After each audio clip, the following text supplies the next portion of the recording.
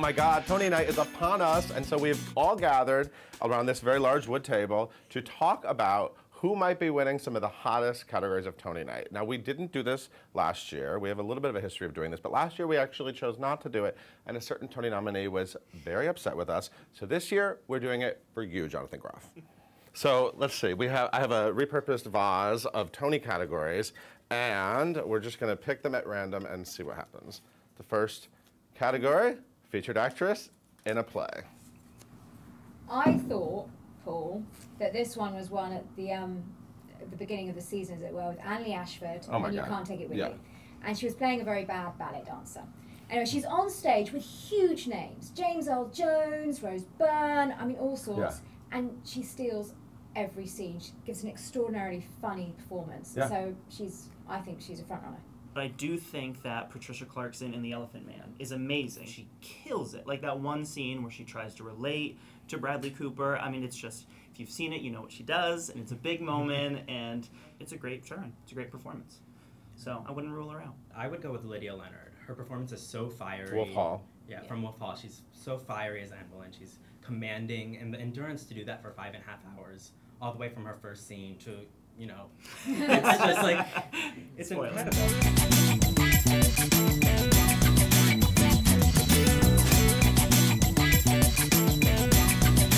Okay, let's keep going. We got a lot more to do.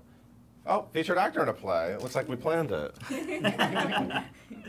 One of my favorite performances in this category was Richard McCabe in The Audience. He really stole the show for me. He's hilarious, and he also won the Olivier for this role, so I think he is definitely a front runner. He's not the only Olivier winner in that category, though, is he? No, he's not. Nathaniel Parker also won an Olivier for playing King Henry VIII in Wolf Hall, and he gives a commanding performance. Well, I saw Alessandro Nivola in The Elephant Man. He was amazing.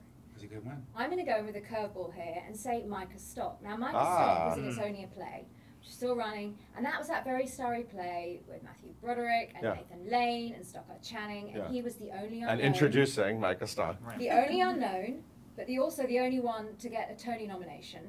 And he's scene stealing. That's a good wild card, so I'm going with him. That would be such an exciting moment if he ended up with a Tony. It'd be great.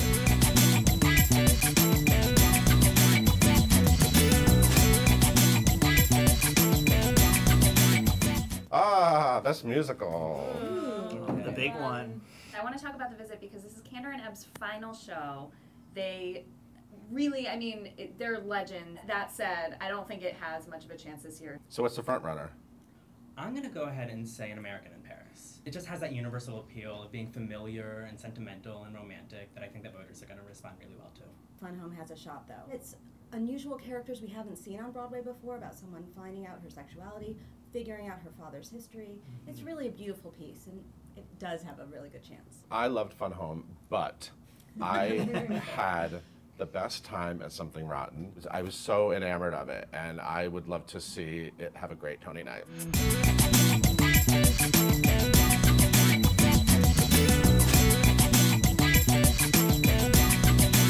Let's do, this is related, book of a musical. This is a category that Fun Home, I think, is definitely winning. Lisa Kron took this Alison Bechdel graphic memoir and just created a musical out of it. Yeah. And it's just beautiful, beautiful work. Yes, but Something Rotten's book was hilarious, so I don't think we should rule that one out yet. And we also should acknowledge that there are two very well-loved playwrights in this category. Craig Lucas wrote An American in Paris, and Terrence McNally wrote The Visit. It's definitely a really interesting race with a lot of talented writers.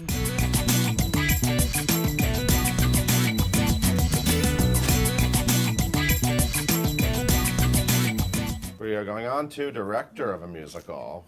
I actually think this is going to go to Sam Gold for Fun Home. I think he had one of the hardest jobs of the season. He took a show that was in a proscenium theater at the Public and put it in the round, and I think that it actually improved the show. And he's an up-and-coming director. I feel like everyone wants Sam Gold to sort of be directing their thing at the moment. Let's think about Christopher Wheeldon, too, who directed American in Paris, because that entire thing, I mean, that was like, you know, it's a ballet-heavy show. There's a lot of dance in it. The entire direction was like a dance. The way the scenery moved on stage was like a dance. The whole thing just, I just found it so beautiful. I was sitting there with my mouth wide open the entire time, just in awe of this whole event that was happening in front of me. Bartlett Sher, he can direct an epic. He won for South Pacific. Right. He's going to be doing next season Fiddler on the Roof. I mean, he's the best guy to do this, and it's beautiful. Yeah, his productions are gorgeous. Gorgeous.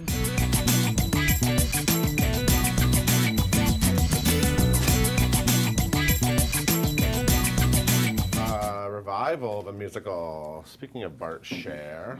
King and I puts the E into epic, and it's what Lincoln Center does best. I mean, there are 50 bodies on that stage. So it's definitely in the running, and I think it has to be the front runner for Best Revival. On the 20th Century is so much fun. It hasn't been revived in forever. No one even saw this coming, and it's a huge train hit. Absolutely. A locomotive of a hit. Yes, and I just another show that's had a great, it's stuck around, On the Town, this big revival of On the Town, playing in this enormous Broadway theater, opened in the fall. I didn't think it would still be running. You kind of wonder if it's going to have some supporters and it's going to go on the road, and it just seems like such a big Broadway musical. So I feel like it's not completely out of the running.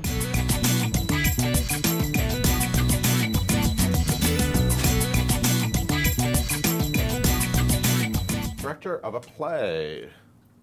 He's not the front runner, but I just want to give a moment to Scott Ellis, who was nominated for You Can't Take It With You in this category. He also directed The Elephant Man and On the 20th Century. Yeah, I mean, that huge is a season. stellar season for Scott Ellis. So I don't think he's necessarily the front runner here, but You Can't Take It With You was funny and tight and just brilliantly cast, so shout out to Scott Ellis. But I think that the front runner for this is Marianne Elliott for The Curious Incident of the Dog in the Nighttime. No one put you in the world of its protagonist like she did. She created these beautiful tableaus on this stage, and it was spectacle, but it never felt like it was overdone. It really felt like you were part of Christopher's journey throughout it all. I think that's a pretty done deal. Yeah.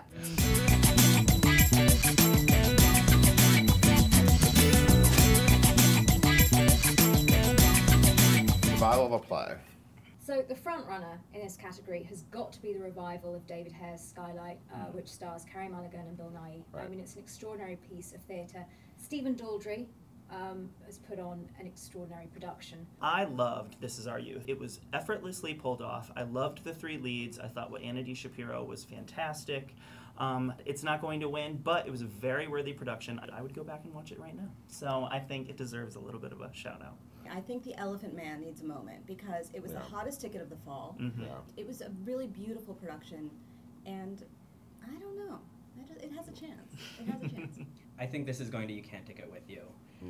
It was such a memorable production of a well-loved classic. I felt like I left the show being a much happier person. It really did have that transformative effect. I just had a smile for the rest of the day. I had an incredibly memorable ensemble cast under his direction and a beautiful design. And I don't think people are going to forget it, even though it's already closed.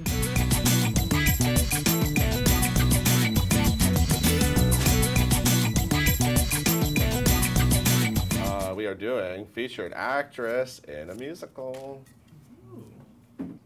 I really think this is going to be a win for Sydney Lucas in Fun Home as Small Allison. A lot of times with child actors, we say like, oh, it's so impressive for them, for their age. But what she's doing on that show, I think, is impressive for anyone. She's so mature and insightful and so fun-loving, and I think people are going to remember that. This is so random, but I think back to when I was a kid watching the Tonys, the year Annie was nominated, because it was the year Annie won Best Musical, because Dorothy Loudon was in the same category as Andrea McArdle, right? And Dorothy Loudon won. And so I'm going with Judy Kuhn. Not just because of that, but because as someone who grew up loving Broadway musicals in the 80s, Judy Kuhn is like a legend. You look at her performances in like the original Les Mis, Chess, Rags. I mean, look back on those Tony performances. And Judy Kuhn, I'm so excited that she found such a rich role at this point in her career. And I think that she is a sentimental favorite, and I think she's going to win. Okay, hold on.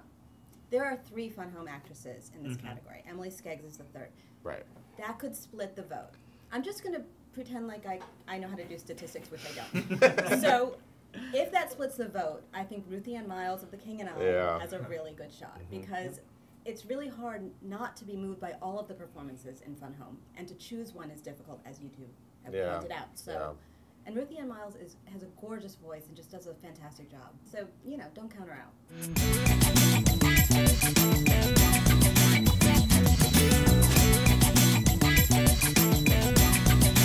Oh, leading actor in a play. Ooh, I want to say Bill Nye in Skylight is genius, and he's like the kind of person you just want to hang out with. First of all, he's just amazing. He's done 10, I think, David Hare plays. He's like the interpreter of David Hare plays, and there's just no one like him. He's just so charismatic. I don't know if he's winning a Tony, but I just want to say, yay, Bill Nye. I want to throw a little bone to Bradley Cooper because... Throw a big bone. Yeah, he's great. I mean, he was incredible in The Elephant Man, and you know, he's in London doing it now, and I feel like if he was still doing it on Broadway, he would have a much better shot of winning. No one else could do the performance that Stephen Boyer is giving. Like, the whole idea of him having to act as Jason throughout the whole play and then having to act separately as Tyrone throughout the whole play is just, he's one of the performances that I have not forgotten since I saw that play, and I want to go back to see, like, those nuances again. I think he's incredible in it. Okay, I saw The Curious Incident of the Dog in the Nighttime, I think the first week of previews, and I came back here, I don't know if you guys remember, and I was like, he's winning the Tony. Alex Sharp, mark my words, is winning this Tony, and I still feel the exact same way. Yeah. He's the one to beat, and his performance is incredible. It's an extremely physical, extremely emotional performance. He's only 25 years old. He just graduated from Juilliard, and he is delivering a performance of a lifetime, really. Absolutely. So I think it's a lock for him personally, and I cannot wait to see him win.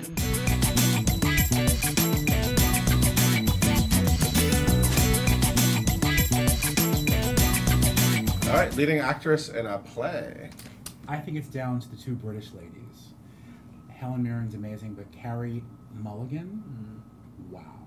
I mean, she really... Skylight. In Skylight, she acted the crap out of that. She really had a great performance. And she can cook, too. Oh, yeah, I want to try that mulligan stew. I think that we should just bow down to Helen Mirren now. I mean, she is incredible in that show. She carries the entire thing, and she just jumps seamlessly from different eras, and it's incredible to watch her. She's won the Outer Critics Circle Award and the Drama Desk. I think all signs are pointing to her. And the Broadway.com. And the Broadway.com. We could forget.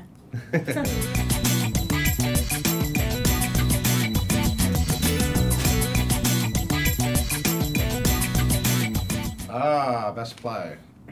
I think this is a really exciting category. I personally am a huge fan of Hand to God. I think it's hilarious. I think it's touching. I think you leave the theater thinking about it so much. Possibly in other years, but we need to talk about Curious Incident of the Dog in the Nighttime, which in my view is not just the best play of the year, it's the best show of the year. Yeah. Any play of any musical. It's extraordinary, groundbreaking theatre. I have never been in an immersive world like that. It's pushing theatrical boundaries. And also, this is a play with no stars. It opened in the fall, and it's still running. That is unheard of nowadays. Nowadays, you have Bradley Cooper coming in for 3 months and then leaving, and so forth.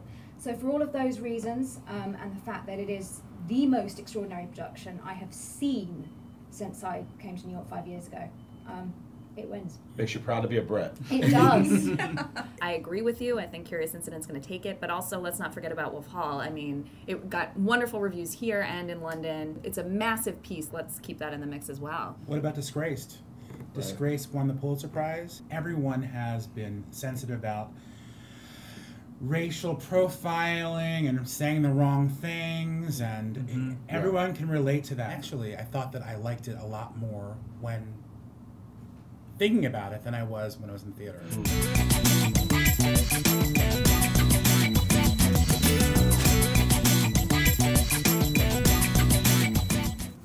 All right, people, let's talk about best choreography. Christopher Wheeldon, his choreography for American in Paris is, I would say, a lock in this category, even though there are great other nominees here.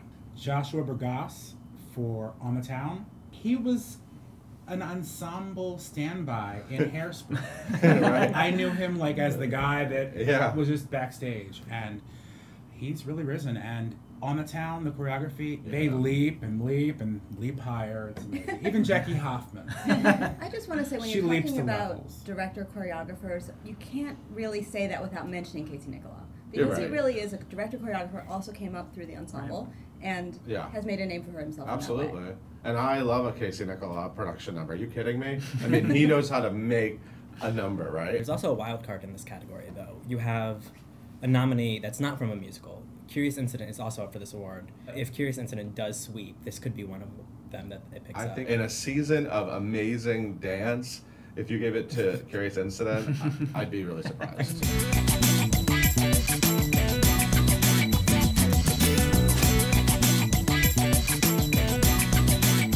Uh-oh. Best leading actor in a musical. It's getting good. I'm going to put my cards on the table and say the performance of the year is Robert Fairchild. He is a triple threat. He sings. He's a gorgeous, gorgeous dancer coming from the world of ballet. He can act, and he's handsome. I'm just going to say that. So I think Robbie Fairchild might win for An American in Paris, and I would be thrilled if he did.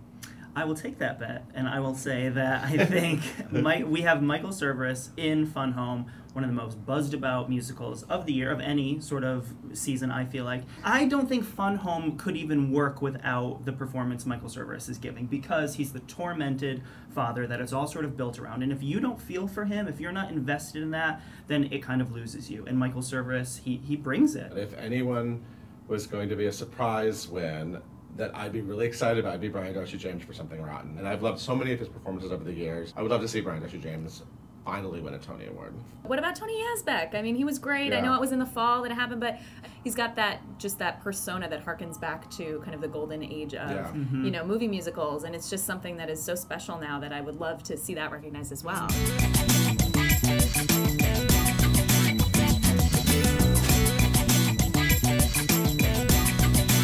Featured actor in a musical.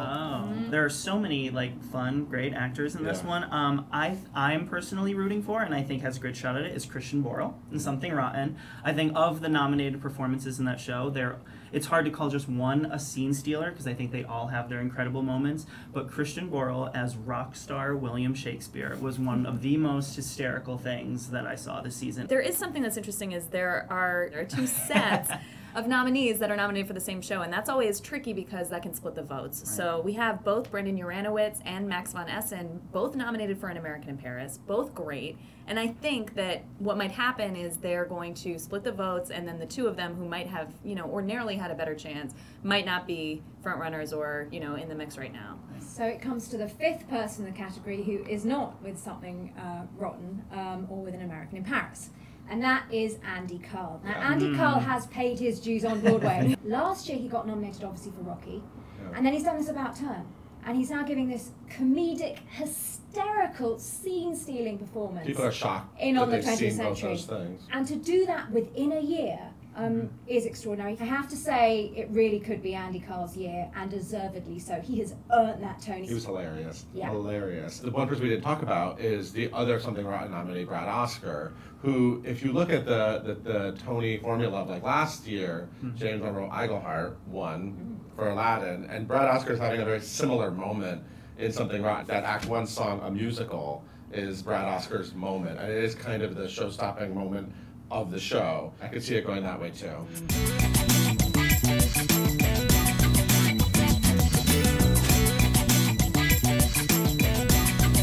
Let's do original score. Best original score.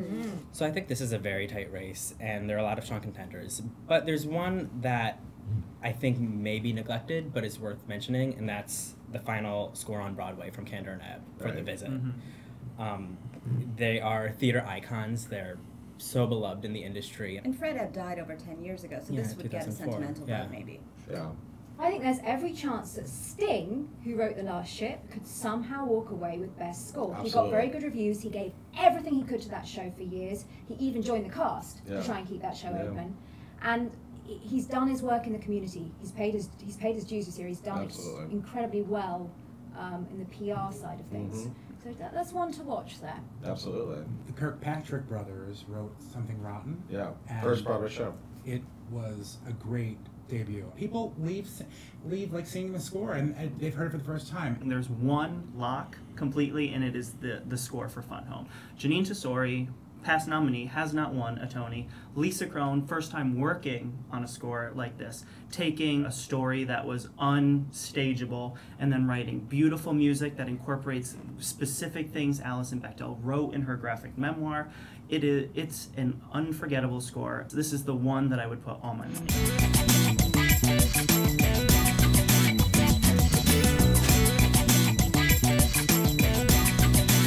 Well, there's nothing else, right? We didn't forget. We didn't forget any categories. Did we forget anything? That's nothing else. There's one thing in here. No one cares about that category. I can't imagine what is left. The most upsetting category of the year. Leading actress in a musical. A musical. I had been wanting so hard for this to finally be the year of Kelly O'Hara. And for a while, I thought it would be. But what Kristin Chenoweth does in On the 20th Century is remarkable. I think it's the stuff of Broadway legends. This cements her with that title. She has this great story this year of being like the Broadway gal who went off and found success in TV and film and is like coming home at last. I think it's like a triumphant return. Also, she is doing musical comedy, and that's what we want to see her do. So it's great to see her do that and to see her dance and just pull out all the stops. She's fabulous. It feels like it's all built up to this role for her to like, pay tribute to also one of her idols, Madeline Kahn. Again, that great story of how it feels like her career has led to this moment for her. But she's doing vocally what Madeline actually couldn't sustain. Yeah, that's very true. And that is an extraordinary performance. To do that 8 shows a week, I mean, it's incredible. But Kelly O'Hara has been nominated 6 times for a Tony Award. Kristin has her Tony. Let's give her a Tony. She's fine. Kelly needs a Tony. Right? I mean, she's more than earned this at this you know point. what's funny is that last year, I thought her performance in Bridges of Madison County was spectacular. And I remember at the time, she was already announced for The King and I, which might have been a mistake that she was already announced at that point. I remember thinking, like, they're not giving it this year, they're going to give it to her for The King and I. But now that I've seen this Kristin Chenoweth action, it's really hard to call. It's great to have Kristin Chenoweth go away and do some things and then come back and nail it completely. But Kelly has been here, and she does show after show after show, and she puts in an amazing performance every single time. And I feel like we've come to take that for granted a little bit. It's like, oh, Kelly's doing great. Of course Kelly's doing great. But let's give her proof of how great she is. Both Kristin and Kelly are major Broadway stars. They put in great performances. But I mean, one word, Cheetah. It's just Cheetah. I mean, Cheetah is like a legend. You can't count her out. I mean, look, she has a few. If she gets another one, there'll be a few on the mantle. But you know what? She's a legend. And she has 2 so far, she has correct? 2. So this would be the 3rd. Could be Cheetah's last show.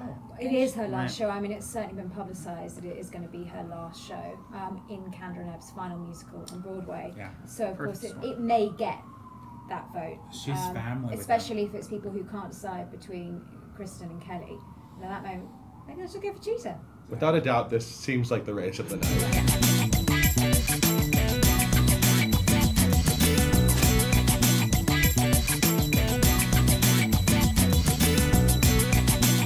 Well, that was fun and super stressful, right? I mean, but we did it. We got through it. And if you keep watching this video, we're going to tell you what we thought of some of the other categories. So I hope everyone has a great Tony night, especially you, Jonathan Groff.